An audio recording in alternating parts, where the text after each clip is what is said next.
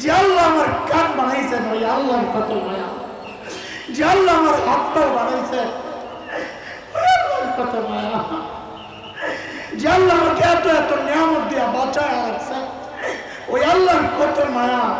ওই মায়ার শক্তি আমি আপনি যখন গুনাহ করি মালিক পেছন থেকে ডাকতে থাকেন, ইয়া আইয়ুহাল ইনসান মা গাররাকা বিরাব্বিকাল কারীম। এ বান্দা, যে চোখ দিয়ে তুই গান দেখতেছস, সিনেমা দেখতেছস, ওই চোখ কিন্তু তোর ওই নায়ক নায়িকা দেয় নাই রে, আমি আল্লাহ দিছি। আল্লাহ না চাইতে চাস নাই।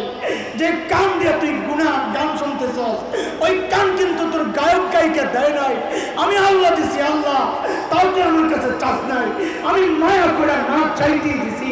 ওই আল্লাহকে তুই কেন ভুলে গেলি? কার কাছ থেকে কি পায়া কে তোরে আমার মতো একটা চোখ দিছে বল? আরে শুধু চোখ দেই নাই, এই চোখগুলো মাঝে মধ্যে অনিরাপদ হয়ে যায়, ধুলা আসে, আমি নিচে ঝাড়ু লাগাইয়া দিছি, একটু পানি বের করে দেই, ধুলা রাখলেই ঝাড়ু দিয়ে পরিষ্কার। তুই যখন ঘুমায়া যাস ওই চোখগুলো অনিরাপদ হয়ে যায়, আমি আল্লাহ একটা শাটার লাগাই তারপরে জান্নাতে যাও। দরকার কি? এটা ডাইরেক্ট জান্নাতে ঢুকে গেলে কি সমস্যা? কথা বুঝতেছেন আপনারা? তো বুঝেন একটু। নতুন জামাই যখন শ্বশুর বাড়িতে যায় অথবা নতুন বউ একদম প্রথম দিন আদর করে, নামাই টেক দেয়। আরে ভাই, এমন ভাবে বলতেছেন যেন সবাই যায় মাই খেয়েছে। কথা তো বলেন। প্রথম দিন, একদম প্রথম দিন, পরে মাই খায় না, আদর করে না, তো যৌতুক নেওয়া না নেওয়ার উপর নির্ভর। কিন্তু একদম প্রথম দিন গেলে আদর করে না, মাই খায়। কথা বলেন। আদর করে। সবচেয়ে বেশি আদর কে করেন বলেন? দেখছেন শাশুড়ি আসতেছে, আওয়াজ ভুলে গেলেন তাদের। হ্যাঁ, এই সাবাস। শব্দ দুইটাকে আলাদা করতে হবে।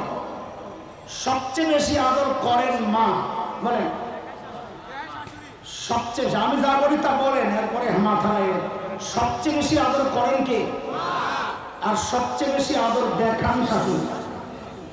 এই পার্থক্য যে পোড়া কপাল বুঝে না, অখালে মনে করে আমার এত খাওয়ায় শাশুড়ি, নিশ্চয়ই আমার মায়ের চেয়ে বেশি আদর করে। পোড়া কপাল বোর্ডারে ছায়া দিয়ে দেখ শাশুড়ি কত। আরে এটা তো এখন আমরা খুব উপলব্ধি করি। আমার শাশুড়ি, আমি বড় জামাই, ধনী মানুষ, আমাকে খুব আদর করেন। আমি আমার আদর আমার পলিসিও ভালো জানি, আলহামদুলিল্লাহ।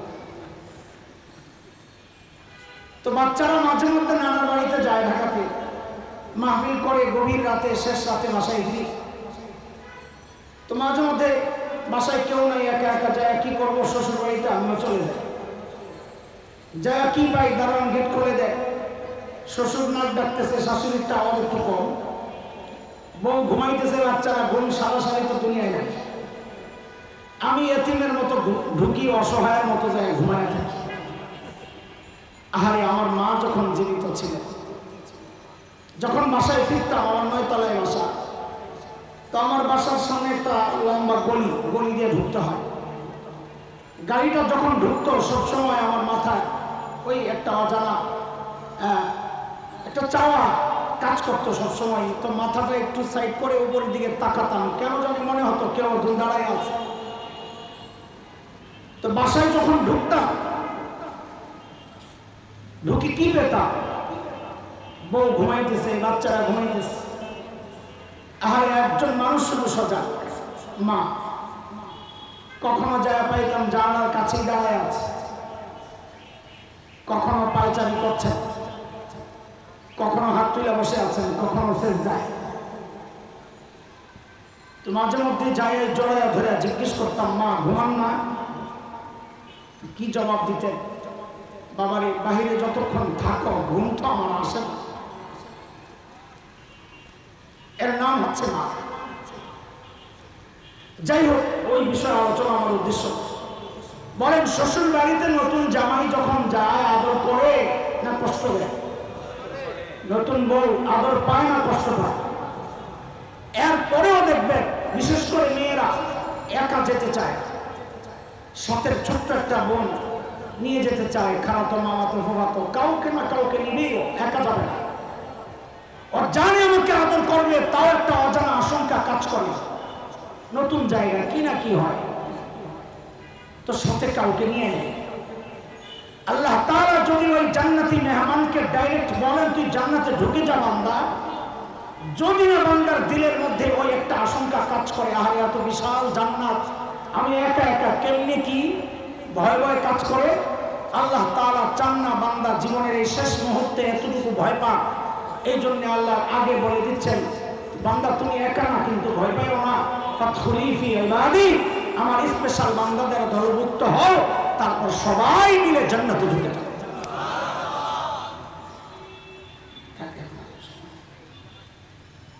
দোস্ত জীবনের টার্গেট ঠিক করে, বলে টার্গেট তো আছে।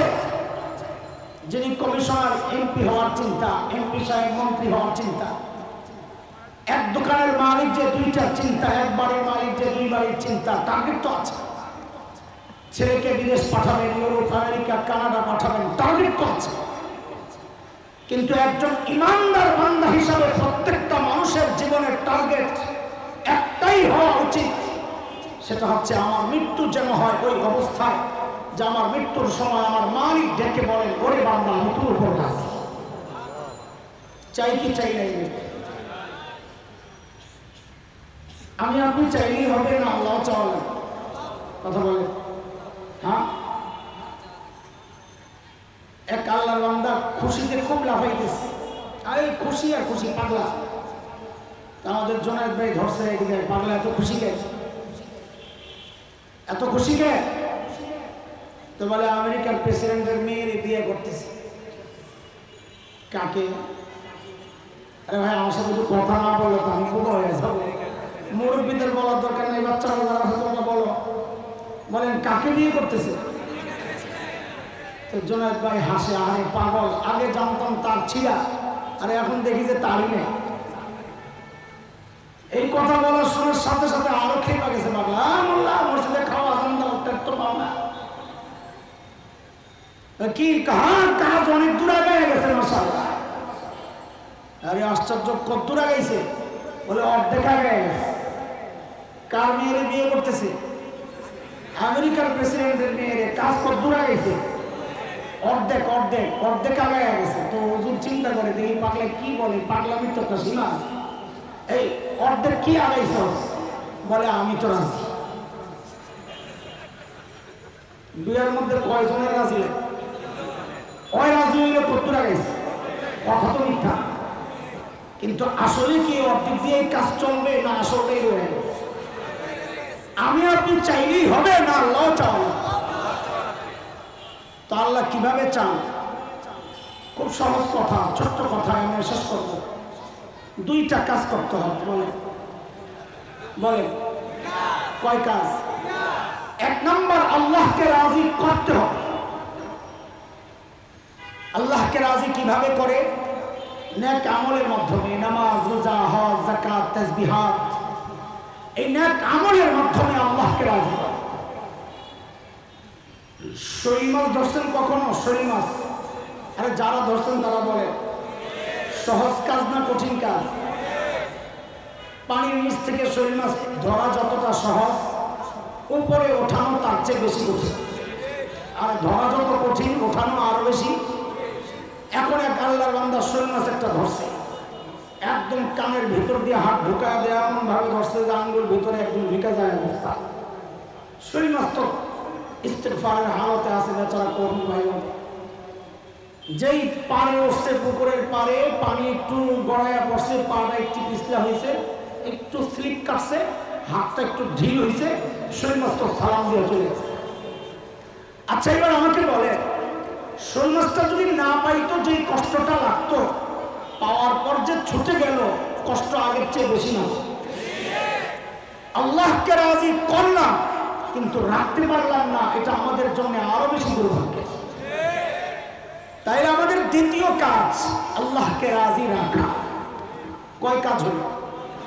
এক নম্বর আল্লাহকে রাজি করা, দুই আল্লাহকে রাজি, বলেন এক নম্বর আল্লাহকে রাজি করা, দুই আল্লাহকে রাজি রাখা। আল্লাহকে রাজি তো নেক আমলের মাধ্যমে করে, কিন্তু আল্লাহকে রাজি রাখি কে? বলে আল্লাহ নারাজ কখন হয়? বান্দা যখন গুনাহ করে আল্লাহ তাআলা এই জন্য আল্লাহকে রাজি রাখার পদ্ধতি হচ্ছে গুনাহ ছেড়ে দেওয়া। কি ছেড়ে দেওয়া? আমি আলোচনার বিষয়বস্তু এখনো ঠিক করি নাই, আস্তে আস্তে একটু করি, পড়া মুখস্থ রাখেন পিছনেরটা। আল্লাহকে রাজি রাখার পদ্ধতি কি বলেন? গুনাহ ছেড়ে দেওয়া। দেখেন, আমি যেই জায়গায় নামাজ পড়াই, ঢাকার সায়েন্স ল্যাব মোড়, Dhaka university, BUET, Dhaka college, city college, সবগুলোর মাঝখানে ছেলেমেয়েরা আমাদের কাছে খুব আসে। মানে আমি বড় এটা মনে করে না, ছোট মনে করার কারণে বড়দের কাছে যাওয়ার সাহস পায় না, হিম্মত পায় না, আমাদের কাছে পায় হুট করে আনা। প্রায় সবার একটাই কথা, হযরত গুনাহ তো ছাড়তে চাই, ছাড়তে তো পারি না। এই এক সমস্যা। আমাদের একই সমস্যা, আমাদের বড়দের কাছে শুনেছে একই সমস্যা। বুঝা গেল সমস্যাটা নতুন না, অনেক পুরাতন। এই জন্য আমাদের বড়রা কোরআন হাদিস ঘেটে ঘেটে গুনাহ ছাড়ার জন্য কিছু সহজ রাস্তা বের করেছে, যে তুমি এইভাবে চলো, এইভাবে চলো, তো গুনাহ ছেড়ে দেওয়া তোমার জন্য সহজ হয়ে যাবে।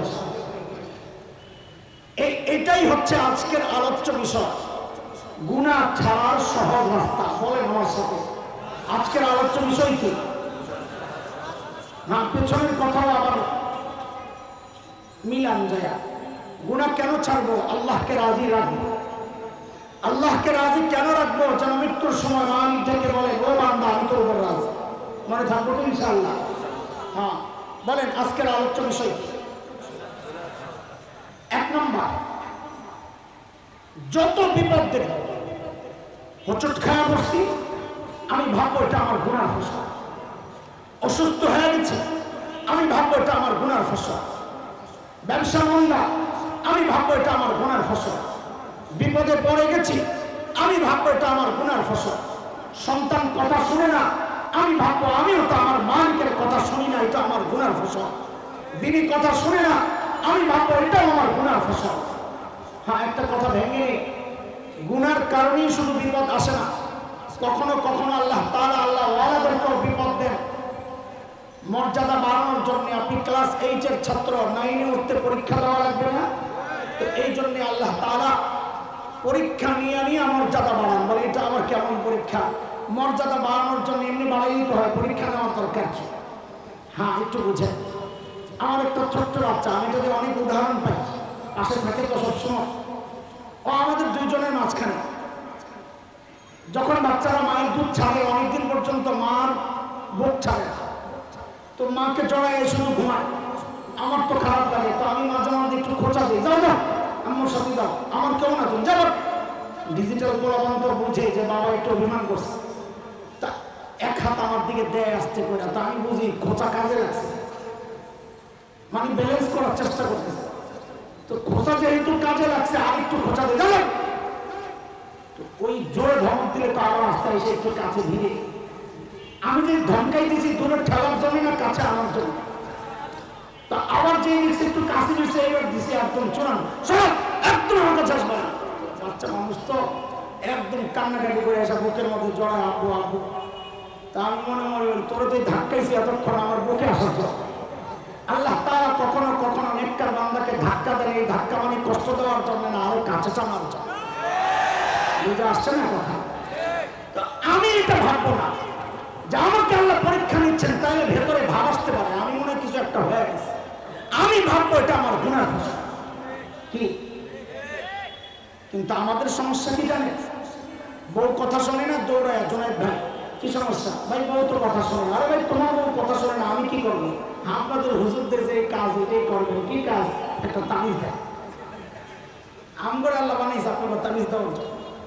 তো জোনায় ভাই সচেতন মানুষ, তাবিজে বিশ্বাস করা মানুষ। আমরা ওর বিরুদ্ধে বললে অনেকে ভাবে আমরা বুঝি তাবিজ বিশ্বাস করি না। না, আমরা দেওবন্দি আহলে সুন্নাহ ওয়াল জামাতের আকীদা, আমাদের আকীদা, আমরা তাবিজ বিশ্বাস করি, কিন্তু যা তা লাগায় দিলেন ওটা বিশ্বাস করি না। যার তার কাছে চলে যাবেন ওটা বিশ্বাস করি না। জানতেন কারণে তাবিজ ঝুলাইয়া দিবেন ওইটা বিশ্বাস করি না। কাজ করে আয়াতুল কুরসি আপনি লাগাই দিয়েছেন তাবিজ, ওইটার বিরুদ্ধে আমরা। তো জোড়াই ভাই বুঝাইছে, ভাইরে দিলে দিলে জোড়া তাবিজে লাগে না। প্রত্যেকটা জিনিস জোড়া লাগার জন্য আল্লাহ তৃতীয় একটা জিনিস রেখেছেন, সেটা নির্ধারিত। কাপড়ে কাপড়ে জোড়া লাগছে কি দিয়ে? সুতা।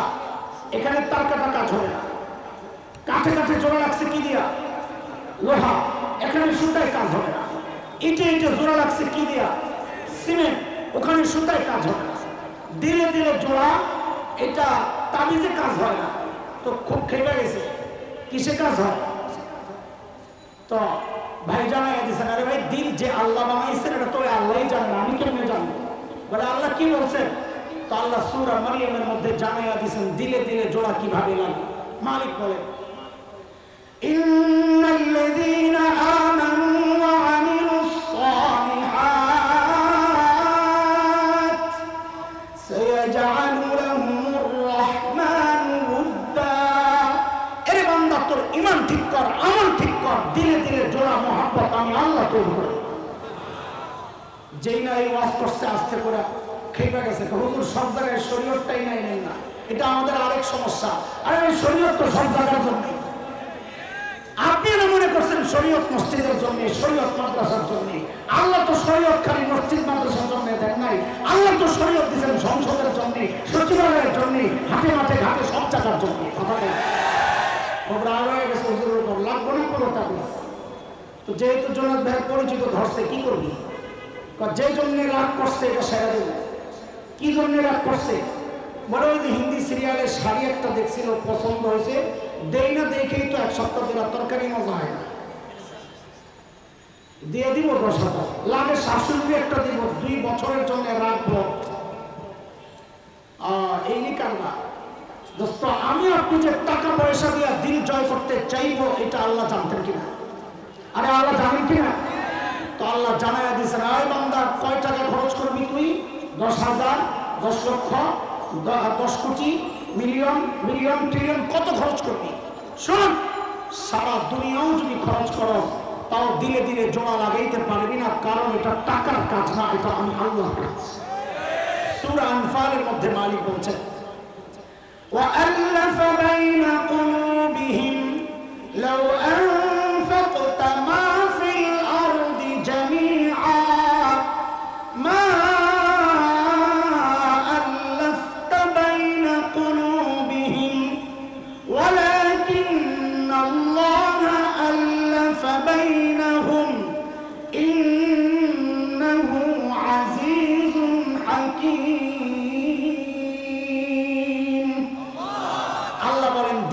জোড়া আমি লাগাই, এটা সারা দুনিয়া খরচ করলেও দিলে দিলে জোড়া লাগবে না। এই জন্য দোস্ত বলি, যত বিপদ দেখবো ভাববো এটা আমার কিসের ফসল। এই অনুভূতি যদি দিল আর দিমাগের মধ্যে বসানো যায় যে গুনাহ করলে বিপদ আসে, তাহলে ইনশাআল্লাহ দেখবেন গুনাহ ছেড়ে দেওয়া সহজ হয়ে যাবে। বুঝে আসছে কথা? চলেন 2 নাম্বার। কিসের 2 নাম্বার? গুনাহ ছাড়ার সহজ রাস্তা। পড়া তো মুখস্থ রাখা লাগবে। এই যে এখানে বসে আছেন, গুনাহ করতেছেন, গুনাহ যে ছাড়ছেন কষ্ট লাগতেছে, লাগে না? তাইলে তো বোঝা গেল এখানেও এমন কিছু একটা আছে যে আমরা গুনাহ ছাড়ছি কিন্তু কষ্ট লাগে না, একটা কারণ আছে এখানে, ওইটাই তো বুঝতেছি। কি সেটা? আমাদের বড়রা ওইটাও বের করে দিছে। কি বলে? নেককাররা যখন একসাথে থাকে তখনও গুনাহ ছেড়ে দেওয়া সহজ হয়। এটা আবার অনেকে বিশ্বাস করতে চায় না, এগুলোকে অযৌক্তিক, অবৈজ্ঞানিক মনে করে। আমরা যে বলি আল্লাহ ওয়ালাদের কাছে যাও, আল্লাহ ওয়ালাদের সম্পদে যাও, হক্কানি কোনো বুজুর্গের সাথে সম্পর্ক করো, এগুলো শুনলে আমার এক শ্রেণীর মানুষ আছে যাদের খুব জ্বলন শুরু হয়। এরা কারা? যারা মানুষকে ওস্তাদ মানে না। ওস্তাদ মানে কাকে? ফদিলাতুল শেখ আল্লামা মুফতি ইন্টারনেট লানাতুল্লাহ আলাইহি। আসলে অনেকগুলো, হ্যাঁ, কোন আলেমের কাছে যাবে না, সব ইন্টারনেটে পাওয়া যায়। হুজুরের দরকার কি আমার? আছে না নাই? দোস্ত শুনে, এত বছর লেখাপড়া করেছি, কোন দামি ছাত্র তো ছিলাম না, আলহামদুলিল্লাহ। এত বছর পড়াচ্ছি, আলহামদুলিল্লাহ। এরপরেও নিজের শাইখের কাছে মাঝে মধ্যে না গেলে দিনটা কেমন কেমন হয়ে যায়। এটা হচ্ছে আমাদের হালত। আর চরম বাস্তবতা হচ্ছে, আপনি বুঝেন, আল্লাহ ওয়ালার কাছে গেলে কেন গুনাহ ছেড়ে দেওয়া সহজ হয়, আপনি যুক্তিতে বুঝেন। ধরেন আমার মাথার যে টুপিটা, এটা আল্লাহ ওয়ালা না আল্লাহ ওয়ালার পোশাক? আল্লাহ ওয়ালা তো না। এই যে লম্বা জামা, এটা আল্লাহ ওয়ালা না আল্লাহ ওয়ালার পোশাক? আমাদের অনেক ভাইরা পাগড়ি পরছেন, এই পাগড়িটা আল্লাহওয়ালা না আল্লাহওয়ালার পোশাক? পোশাক। আচ্ছা, এবার একটু বুঝে শুনে জবাব দেন তো, কোনদিন দেখেছেন এইরকম পাগড়ি লাগাইয়া জুব্বা পয়রা কেউ সিনেমা হলে ঢুকতেছে? কেন? ওই পোশাক তাকে আটকায় গেছে। করো কি তুমি এই পোশাক পরে সিনেমা হলে? ভাই খেয়াল করেন, আপনি এখনো আল্লাহওয়ালার কাছে যান নাই, আপনি কেবল আল্লাহওয়ালার পোশাকের সাথে লাগছেন, কেবল পোশাকের সাথে লাগছেন, তাতেই গুনাহ করা কঠিন হয়ে গেছে। সরাসরি আল্লাহওয়ালার কাছে আসলে তো গুনাহ করা অসম্ভব হয়ে যায়। কথা ঠিক কিনা? কয়টা গেল বলেন? তাড়াহুড়া করতেছি বলেন। এক নাম্বার, যত বিপদ দেখবো ভাববো কিসের ফসল? আমার গুনার ফসল। দুই নাম্বার, সোহবত কাদের? আল্লাহওয়ালাদের, নেককারদের সঙ্গে চলবো, নেককারদের কাছে ঘন ঘন যাবো, খারাপ যারা গুনাহ করে এদের সঙ্গ ছেড়ে দেবো, ঠিক আছে ইনশাআল্লাহ। তিন নাম্বার, আমরা কোনো ভবনে যখন ঢুকি, মার্কেটে, অফিসে, যদি লেখা দেখি এই ভবনটা সিসি ক্যামেরা দ্বারা নিয়ন্ত্রিত, তখন আমাদের চলন বলন সবকিছু একটু নিয়ন্ত্রিত হয়ে যায়, তাই না? কারণ আমাকে রেকর্ড করা হচ্ছে, না জানি দূর থেকে বসে বসে আমাকে ফলো করছে কেউ, সব কিছু একদম সোজা। হায়, আমার মনে আছে র্যাব খালি নতুন বেরিয়েছে, তখনও এইরকম ইজি হয় নাই আর কি, নতুন আসছে মার্কেটে মানে কাজের মধ্যে। তা আমার মনে আছে ফজর নামাজের পরে আমরা দেখতাম আমার যে মসজিদের মোড় আছে, এই মোড়ের মধ্যে একটা র্যাবের গাড়ি থাকতো। তা আমি খুব হাসতাম, দেখতাম মানুষরা মসজিদ থেকে বের হয়ে খুব কেমন যেমন যায়, যেই র্যাবের গাড়িটা আসতে দেখতাম সবাই আসতে করে সোজা হয়ে যেতেছে না, নতুন নতুন তো খুব ভয় লাগতেছে। তো বলি আরে আল্লাহ, দুনিয়ার এগুলো দেখলে এত ভয় লাগে। গুনাহ করার সময় ভাববো আমাকে আল্লাহ তাআলা একটা দুইটা না আটটা সিসি ক্যামেরা দ্বারা নিয়ন্ত্রণ করছে। কয়টা? এটা হচ্ছে বুঝানোর জন্য বলা। শরীয়তের ভাষা হচ্ছে সাক্ষী। আমাকে কয় সাক্ষী পাহারা দিচ্ছে? কথা বলেন, কয় সাক্ষী? এই সাক্ষীগুলো মুখস্থ রাখে। গুনাহ করার সময় যদি দিল আর দিমাগের মধ্যে বসানো যায় এগুলা, প্রত্যেকটা সাক্ষী দেখবেন আপনার সাথে কথা বলছে, কি করো, যা করার করো, মনে রেখো আমি কিন্তু তোমার বিরুদ্ধে আল্লাহর আদালতে সাক্ষী। এক নম্বর সাক্ষী জমিন। বলেন, আল্লাহ তাআলা বলেন ইয়াউমাইযিন তুহাদ্দিসু আখবারাহা বিআন্না রাব্বাকা আওহা লাহা। জমিন সেদিন কথা বলবে, আল্লাহ আমার উপর দাঁড়ায় দাঁড়ায় গুনাহ করছে, আমি সাক্ষী। গুনাহ যদি করতে হয় জমিন ছেড়ে দূরে কোথাও যায় করেন, যেন জমিন সাক্ষী দিতে না পারে। আল্লাহর জমিন ছেড়ে যাওয়া সম্ভব? ইয়া মাশারাল জিন্নি ওয়াল ইনস ইন ইসতাতা'তুম আন তানফুযু মিন আকতারিস সামাওয়াতি ওয়াল আরদ ফানফুযু লা তানফুযুনা ইল্লা বিসুলতান।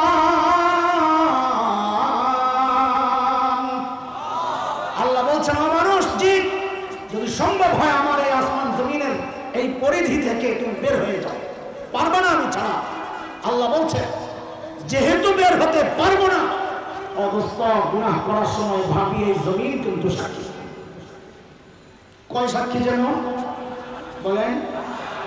এক নাম্বার। দুই নাম্বার, কোরআনের সিরিয়াল হচ্ছে আগে হাত, দ্বিতীয় পা।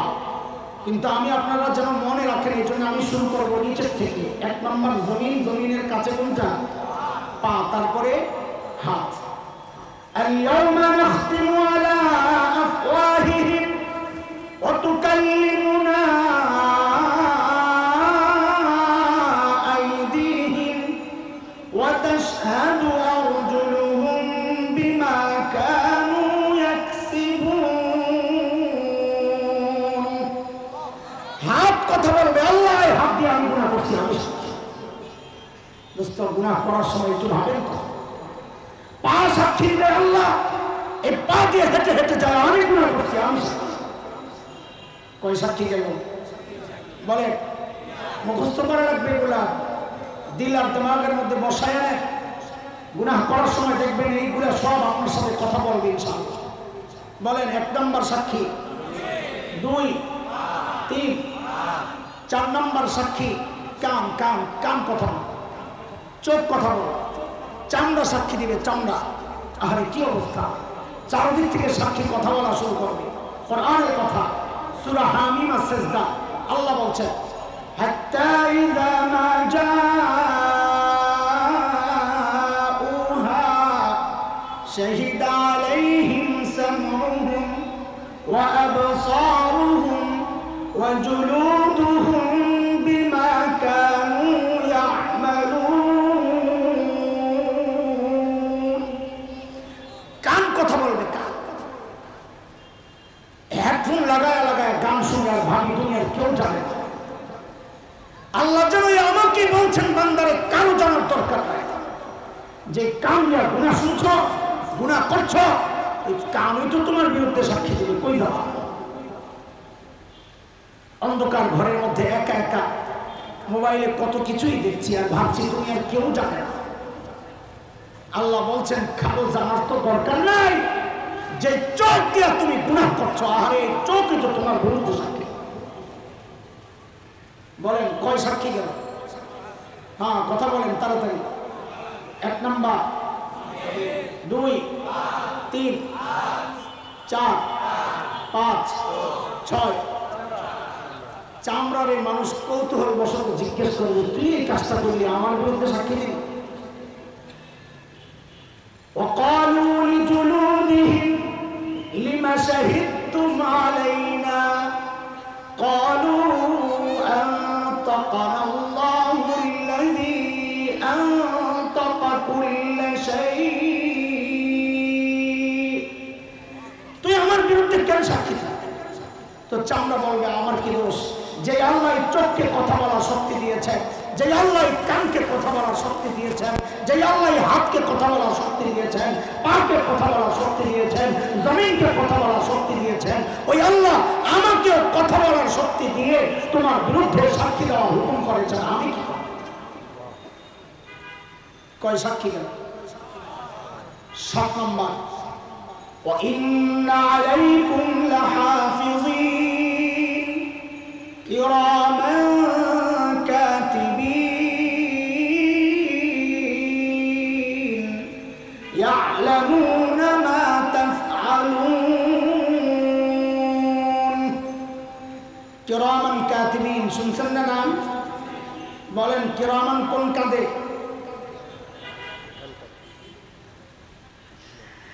কাতিবিন কোন কাঁদে? বলেন। আমাদের সমাজে এগুলো খুব প্রচলিত কথা। কিরামান ডান কাদের ফেরেশতারে বলে আর কাতিবিন বাম কাদের ফেরেশতারে বলে। বুঝছো? এটা কোনো ফেরেশতার নাম তো না। কিরামান মানে সম্মানিত, কাতিবিন মানে লেখক। সম্মানিত লেখক ফেরেশতা। আমরা এটারে বানাইছি একটা ডান কাদের আর একটা বাম কাদের। সুবহানাল্লাহ। আরো অনেক শব্দ এমন আছে, যাই হোক বাদ দেন। ফেরেশতারাও দাঁড়ায় যাবে আল্লাহর আদালতে। আল্লাহ আমরা তো সাথেই ছিলাম, সব জানি কি করছে আপনার বাবা। বলেন দ্রুত আমাকে জবাব দেন, কয় সাক্ষী গেল? হ্যাঁ বলেন। 1 নম্বর, 2, 3, 4, 5, 6, 7 ফেরেশতা, সম্মানিত লেখক ফেরেশতা। 8 নম্বর, প্রত্যেকের আমল নামা আসল সাক্ষী। দেখেন কোরআনের কথা না, এটা আসল সাক্ষী। হাদিসের কথা না, এটা আমার মূল্যায়ন। আমি আসল সাক্ষী এই আমল নামাকে কেন বললাম? কারণ প্রত্যেকটা সাক্ষী আমি পড়েছি, উপলব্ধির চেষ্টা করেছি, আমি লক্ষ্য করেছি সবগুলো সাক্ষী বর্ণনা দেওয়ার সময় আল্লাহর বলার ঢং ছিল একরকম। যেই না আমল নামার ব্যাপার আসলো, আমি লক্ষ্য করলাম আল্লাহর বলার ঢং পাল্টায়। আপনারাও লক্ষ্য করেন, একটু কেমন জানি বিষয়টা একটু কঠিন ভাবে আল্লাহ উপস্থাপন করেছে। যেমন সূরা কাহাফের মধ্যে আল্লাহ তাআলা নবী আলাইহিস সালামকে ডেকে বলছেন, ওয়াউদিআল কিতাব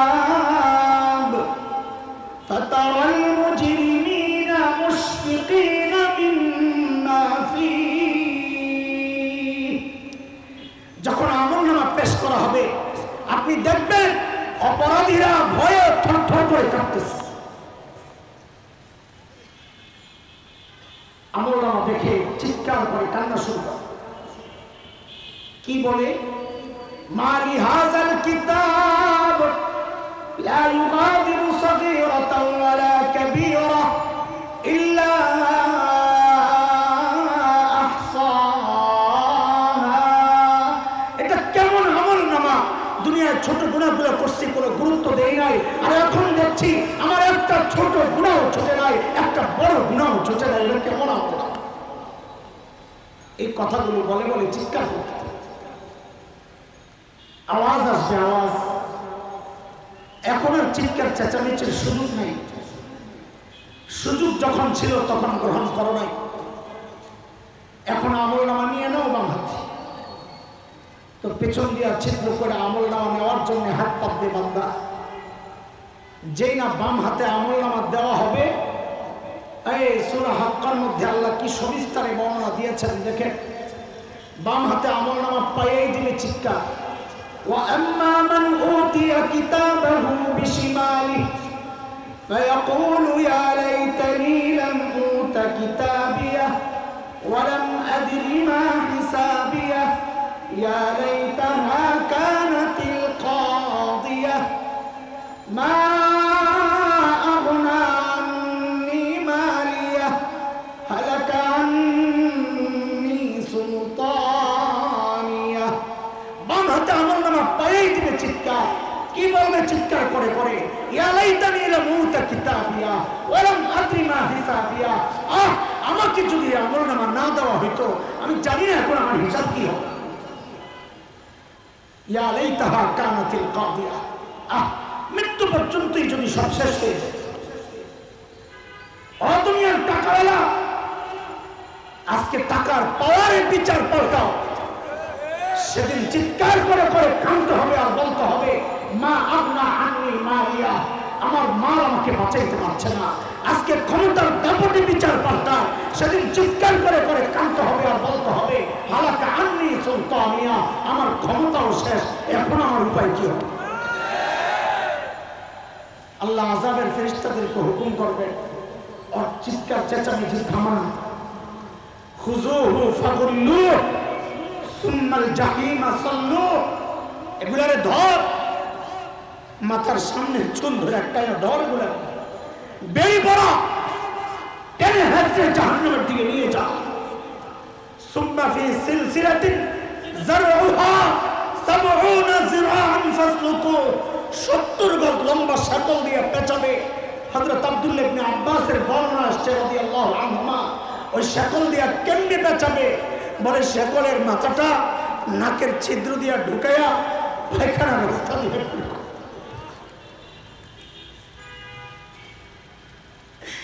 নাকের ছিদ্র দিয়া ঢুকাইয়া পায়খানার রাস্তা দিয়ে বের করে পেঁচায়া ট্রেনে নেওয়া, চলে যা। এমন কঠিন অবস্থার মুখোমুখি যদি হতে না চাই, সুযোগ কিন্তু আছে দুনিয়া থেকে নিজেকে পরিষ্কার করে যাওয়া। সুযোগ বন্ধ হয় নাই। হ্যাঁ, সুযোগ বন্ধ হয় নাই। শয়তান যখন আল্লাহকে বলেছিল আল্লাহ আপনার বান্দাকে আমি গোমরাহ করতেই থাকবো, করতেই থাকবো, করতেই থাকবো। হাদিসের বক্তব্যের ধরনের মত আল্লাহ তাআলা শয়তানকে জিজ্ঞেস করেছেন, এ শয়তান তোর হুমকি ধমকি কি শেষ? তোর কথা কি শেষ? বলে হ্যাঁ আমার কথা শেষ। মানে তোর কথা যদি শেষ হয় তো এবার আমারটা শোন, আমি আমার বান্দারে মাফ করতেই থাকবো। যা তুই কি করবি কর, যা যা।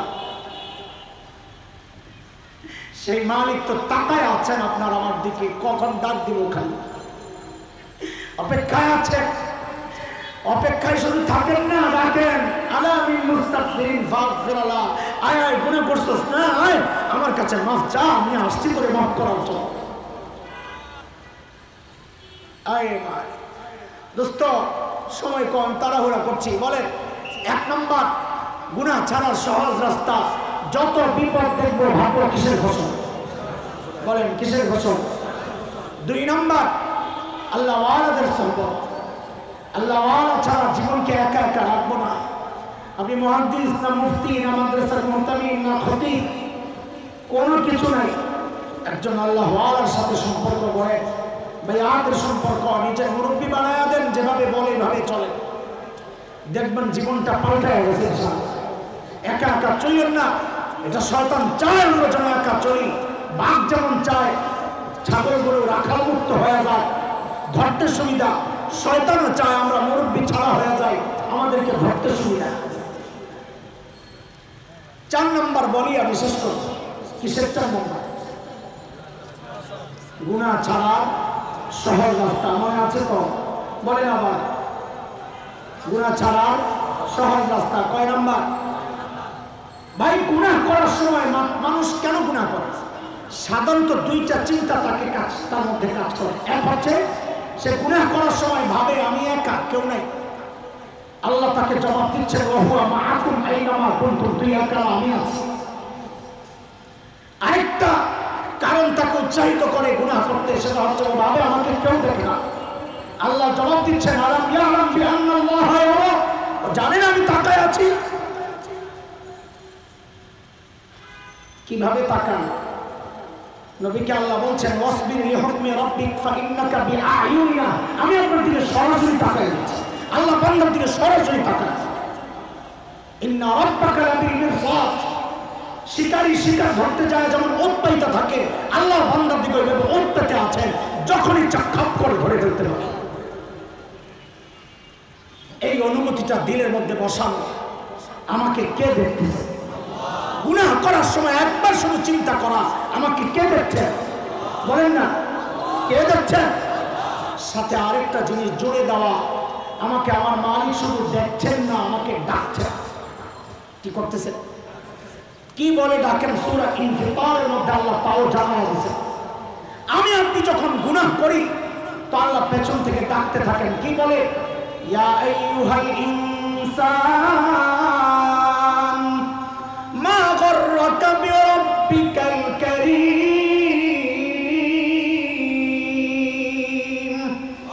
ও মানুষ, ওই কারীম রবের ব্যাপারে তোমাকে কে ধোঁকায় ফেলে?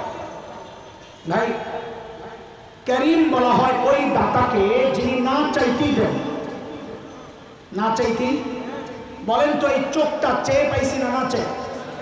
কান, জিহ্বা, হাত পা, আচ্ছা কি চায়া পাইছি? বলেন আল্লাহর কাছ থেকে কি চায়া পাইছি? কথা বলে না।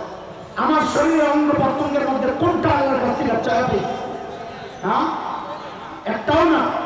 ওই যিনি না চাইতে দিয়েছেন তাকে আর দিতে বলে কারীম। কি বলে? আল্লাহ ওই কথা মনে করার ধরনটা একটু বুঝে। দুনিয়ার মধ্যে আল্লাহ আল্লাহ রসুল বাদে আমাদের জন্য সবচেয়ে ভালোবাসা কার হৃদয়ে? মা। বলেন না, কার? মার কলিজায় কত মায়া, এটা মা জানেন আর মাকে যে আল্লাহ বানাইছে ওই আল্লাহই জানেন। আমি বলতে পারি। শুধু আপনাদের কাছে একটা জিনিস জানতে চাই, মার কলিজায় যে এত মায়া কেন? মা আমার চোখ বানাইছে, হাত পাও, কান, কিচ্ছু বানাইছে? কি বানাইছে? বলেন, মা কি বানাইছে? কিচ্ছু বানান নাই। অল্প কয়েকদিন ভাড়াটিয়ার মতো পেটে ধারণ করেছেন, লালন করেছেন, তাতেই মার কলিজায় এত মায়া। তাইলে চাই আল্লাহ আমার চোখ বানাইছে, ওই আল্লাহর কত মায়া। যে আল্লাহ আমার কান বানাইছেন, ওই আল্লাহর কত মায়া। যে আল্লাহ আমার হাত পাও বানাইছে, কত মায়া। যে আল্লাহ আমাকে এত এত নিয়ামত দিয়া বাঁচায় রাখছে, ওই আল্লাহর কত মায়া। ওই মায়ার সত্যি আমি আপনি যখন গুনাহ করি, মালিক পেছন থেকে ডাকতে থাকেন, ইয়া আইয়ুহাল ইনসান মা গররাকা বিরাব্বিকাল কারীম। ওরে বান্দা, যে চোখ দিয়ে তুই গান দেখতেছস, সিনেমা দেখতেছস, ওই চোখ কিন্তু তোর ওই নায়ক নায়িকা দেয় নাই রে, আমি আল্লাহ দিছি। আল্লাহ না চাইতে চাস নাই। যে কান দিয়ে তুই গুনাহ গান শুনতেছস, ওই কান কিন্তু তোর গায়ক গায়িকা দেয় নাই, আমি আল্লাহ দিছি। আল্লাহ তাও তুই আমার কাছে চাস নাই, আমি মায়া করে না চাইতেই দিছি। ওই আল্লাহকে তুই কেন ভুলে গেলি? কার কাছ থেকে কি পায়া? কে তোরে আমার দেখবার মতো একটা চোখ দিছে বল। আরে শুধু চোখ দেই নাই, এই চোখগুলো মাঝে মধ্যে অনিরাপদ হয়ে যায়, ধুলা আসে, আমি নিচে ঝাড়ু লাগাই দিছি, একটু পানি বের করে দেই, ধুলা লাগলে ঝাড়ু দিয়ে পরিষ্কার। তুই যখন ঘুমায় যাস ওই চোখগুলো অনিরাপদ হয়ে যায়, আমি আল্লাহ একটা শাটার লাগাই দিছি চোখগুলো নিরাপদ করার জন্য। সেই আমি আল্লাহর নিয়ামত দিয়া তুই কার পক্ষে কাজ করতেছস বল? ও তোরে কি দিছে, আমি কি দিছি বল? আমার কেন তুই ভুলে গেলি, ওর পক্ষে কেন চলে গেলি বল? আমার ছোট্ট বাচ্চা টাকা থাকলে আমি গুনাহ করতে চাই না, আমার মা বাবার টাকা থাকলে আমি গুনাহ করতে চাই না, আমার শ্বশুর শাশুড়ি টাকা থাকলে আমি গুনাহ করতে চাই না, আমার উস্তাদ টাকা থাকলে আমি গুনাহ করতে চাই না। এই আমার মালিকের সম্মান মর্যাদা ইজ্জত আমার বাচ্চার চেয়ে কমে গেল, আমার মালিক টাকা আছে, আমি গুনাহ করছি কোনো পরোয়া নাই, আমার মালিকের ইজ্জত বুঝে আমার বাবা মার চেয়ে কমে গেল, আমার মালিক টাকা আছে না, আমি গুনাহ ছাড়তে পারি না।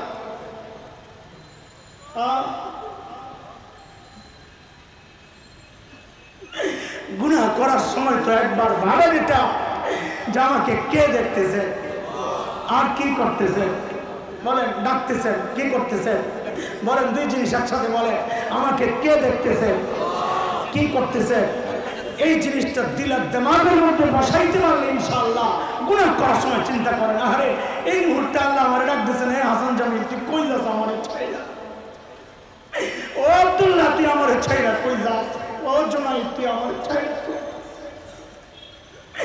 গেছস গেছস, আবার ডাকতেছে আয় ফেরত আয়, আয় ভুল করছস, আয় আমার কাছে মাফ চা, মাফ করে।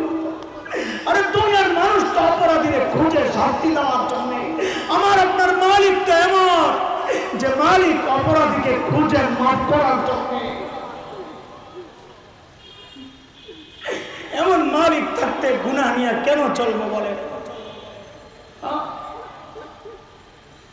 ছাড়বো গুনাহ ইনশাআল্লাহ, ছাড়বো গুনাহ ইনশাআল্লাহ।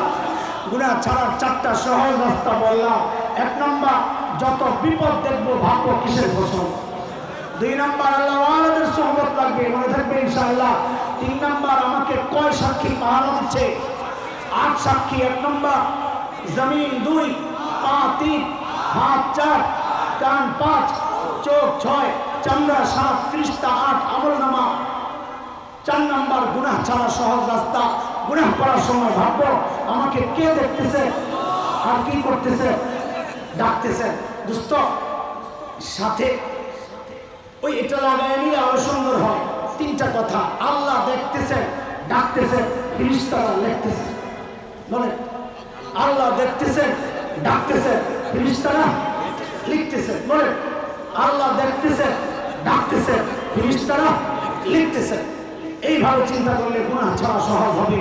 পেছনের পড়াশোনায় দেখ গুনাহ কেন ছাড়বো? আল্লাহকে রাজি রাখার জন্য। আল্লাহকে রাজি কেন রাখবো? যেন মৃত্যুর সময় মালিক ডেকে বলেন, ইয়া আইয়াতুহান নাফসুল মুতমাইন্নাহ ইরজিই ইলা রাব্বিকি রাদিয়াতান মারদিয়াহ ফাদখুলি ফি ইবাদি ওয়াদখুলি জান্নাতি।